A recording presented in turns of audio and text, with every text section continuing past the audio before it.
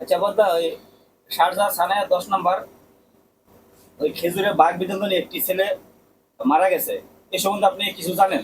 আসলে এটা আমি যতটুকু জানি, যেহেতু আমাদের চট্টগ্রামের হ্যাঁ। এবং আরব আমিরাত একটা আমাদের চট্টগ্রামের একটা পেজ আছে, তো এটা তো আমি নিউজটা যেটা দেখছি একটা সামান্য একটা বিষয় হয়েছে, কেউ উপরে সিঁড়ে থাকে, ও আরেকজন নিচে সিঁড়ে থাকে একই রুমে। এই ছেলেটা আসছে 3 মাস মতো হইতেছে মনে হয়। তো এখন কি হয়েছে, ও খেজুর খাইতেছে উপর থেকে, খেজুরকে এক দুইটা হয়তো ফাঁসে রাখছে, একটা মুখ থেকে বিচি হোক বা দুষ্টামি করে হোক ওর গায়ে পড়ছে। নিচে পড়ার কারণে ওর গায়ে যখন পড়ছে, এখন অনেক রাগারাগি হয়েছে। রুমে যেহেতু অনেক লোক ছিল, সেজন্য সেদিন কিছু করতে পারে নাই। সেটা কি করলো, এতটুকুতে সেদিন জিনিসটা মিটমাট করে দিচ্ছে রুমের মানুষজন। পরে যখন পরের দিন যেহেতু ছেলেটা বীজও লাগাইতে পারে নাই বিভিন্ন জটিলতার কারণে, তো এখন সকালে ওকে একলা পাইছে, কি করছে রড দিয়ে মেরে নাকি ওকে রক্তাক্ত করছে, আহত করছে।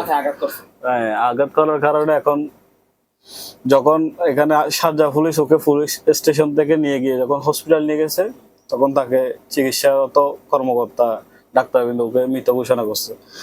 আসলে এখান থেকে আমাদের একটাই বার্তা, আমাদের বাংলাদেশিদের ভিসা কেন বন্ধ হয়? আসলে আমাদের বাংলাদেশিদের ভিসা বন্ধ হয় এই ধরনের কারণে, ভিসা জটিলতা, কেউ ভিসা করবে না, কেউ ঝগড়াঘাটি, আমরা মানতে পারি না। পাকিস্তানিরা অনেক খারাপ, কিন্তু তারা কিন্তু এক পাতিলে খাইতে পারে। কিন্তু আমরা আমাদের জন্য, আমরা যদি 8 জন থাকি, 8 জনের জন্য 8টা পাতিল লাগবে, 8 জনে 8 বার করে রান্না করতে হবে।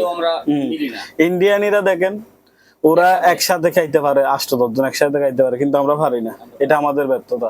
আমাদের দেশটিকে আমরা আসলে আমরা আমাদের দেশকে রিপ্রেজেন্ট করতে পারি না, সেজন্য আমরা আবার বলি আমাদের বিষয় চালু হচ্ছে না, এটা হচ্ছে না। আসলে এটা হলো যে হচ্ছে না কেন, আমাদের কিছু স্বভাবগত কারণে, আমাদের নিজেদের কারণে আমরা আমাদেরকে গিয়া করতে পারি না। আমরা কিভাবে রিপ্রেজেন্ট করব, কিন্তু আমরা অন্যান্য জাতির তুলনায় কাজ দিয়েও এগিয়ে আছি। হ্যাঁ, ফ্যামিলি নিয়ে দিতেছি, ওর ফ্যামিলি শেষ, ওরও শেষ, কারণ সবাই নিঃস্ব হয়ে গেছে এখন, দুজনেই নিঃস্ব। কিন্তু সামান্য একটা বিষয় চাইলে এটা মাফ করে দেওয়া যেত, কিন্তু ও কি করছে, না মাফ করতে পারে না।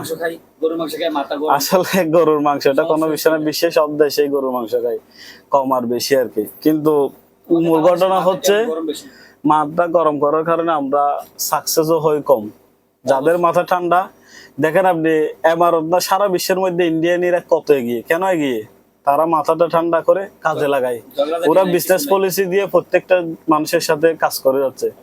আমরাও কাজ করতে পারি, কিন্তু আমাদের যে কোনো একটা টাইমে গিয়ে অ্যাক্সিডেন্ট হয়, কারণ আমাদের মাথা আমরা কন্ট্রোল রাখতে পারি না, আমরা বুদ্ধি দিয়ে কাজ করতে পারি। এখন আমরা যারা বাংলাদেশে আছি তাদের প্রতি আপনি কি বলবেন, যে ঝগড়াঝাটি না করে দেশে? আসলে আমি তাদেরকে বলতে চাই একটা জিনিস, এখানে থাকবেন, আমরা এখানে ওদের মেহমান, আমরা টাকা আয় করবো, দেশে পাঠাবো, এই দেশের উন্নয়ন দেখতে হবে। কারণ এখানে আমাদের রিজিক হইতেছে, এখানে আমরা থেকে থাকতেছি, আমাদের পরিবার চলছে।